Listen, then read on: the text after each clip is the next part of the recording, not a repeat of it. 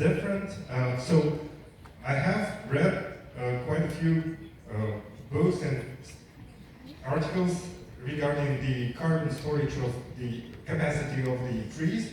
However, I've heard that the prairies and the steppes themselves, with their grasses and their root system, can store a lot of carbon as well. So, because we are here in Kazakhstan, maybe we should restore some of our grasslands as well, so that we could help the entire world and Kazakhstan specifically to tackle the climate change problems locally here.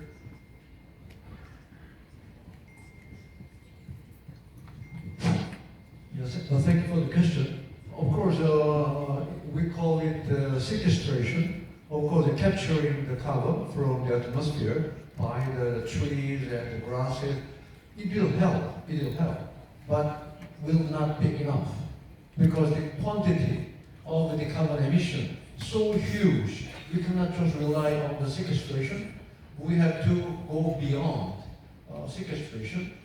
Maybe some people are talking about technological solution like carbon capture and storage. Yes, it will help, but once again, it is very expensive. So it's a matter of money. And then it is a matter of whether the market and the consumer willing to pay the price of technology, whatever the technology, or even for sequestration or growing the grass. It also costs money, right? But the question is the money, where the money will be coming from. If government has a limited budget, and we have to think about how can we proactively drive this process by sharing the responsibility. How can we share responsibility? Only by voluntarily. We cannot impose it unilaterally. Very difficult social political problem.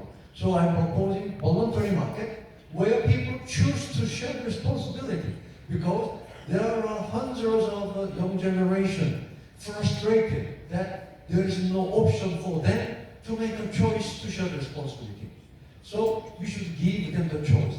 And this is not only the consumer, even the businesses are looking for new marketing opportunity.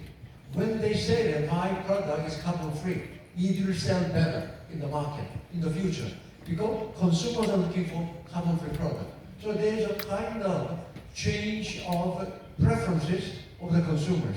So businesses will coming from carbon free product, even with a higher price. When there is a consumer who are willing to pay a higher price for carbon free product, then you can solve the climate change problem. One moment now, please. Фото на памятку, памятное фото.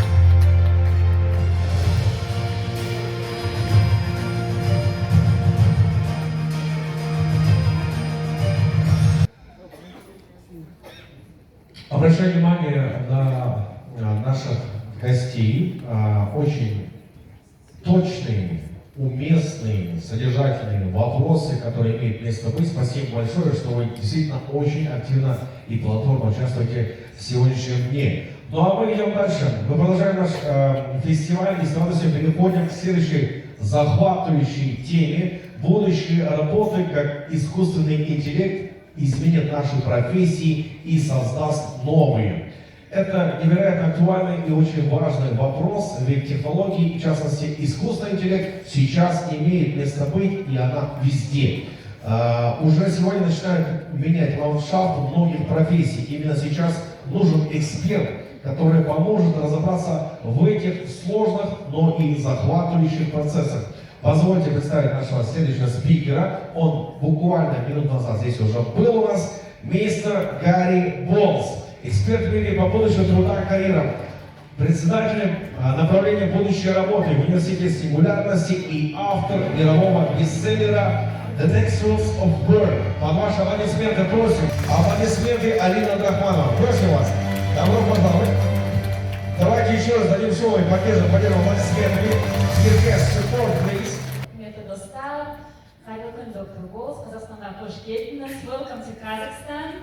We're very excited to welcome you here today, and the first session was very informative and it gave us lots of things to think. Everything is changing so quickly, and as Chinese proverb says, when they want to wish you something bad, they say we wish you to live in the time of changes. It really becomes very vulnerable. People get nervous. to expect, not even in 10 years, but like next year. So, in your expert opinion, what would you recommend to do with the changes, how to adapt, and how not to feel very nervous about it?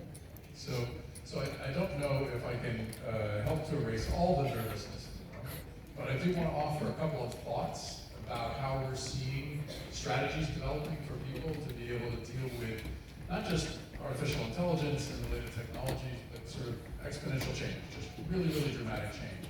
So I just wanted to walk through a number of ideas very quickly. I'm trying the little clicker here. We have a saying at Singularity University, AI, artificial intelligence, is easy, but AV, audiovisual, is hard. So apparently the technology is not cooperating with me. So there's an alternative. All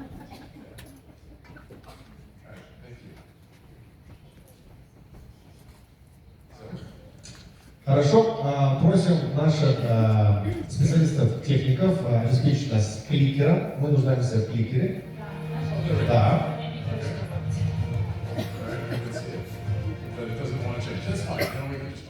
Хорошо, just a moment, please. Сейчас наши эксперты это устранят, пока можете продолжить.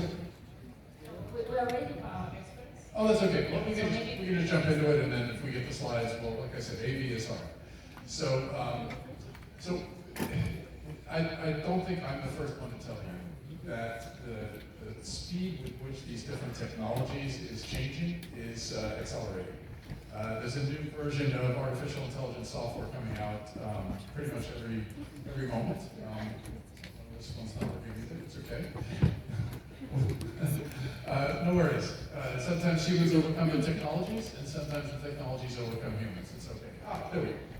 So, all right. So there we go. Perfect. So the whole idea is to be able to think about how we can go through a process of continuous transformation. That's where a lot of my focus is. And so what I wanted to offer was just a couple of ideas for the strategies that we're seeing people develop around the world. And if there's any sort of simple framing that I can offer, it's just probably the three legs of the stool of dealing with a world of exponential change. Mindset, skill set, and tool set. I'll explain what each of these are, but the basic premise is that if we approach this world of constant change with the most appropriate mindset, each of us will be far more able to adapt. But we also need to develop a 21st century skill set. I'll talk a little bit about that. And we need to leverage this technology tool set that is continually changing so much of the way we think about the process of learning and developing young minds. So, if that's helpful.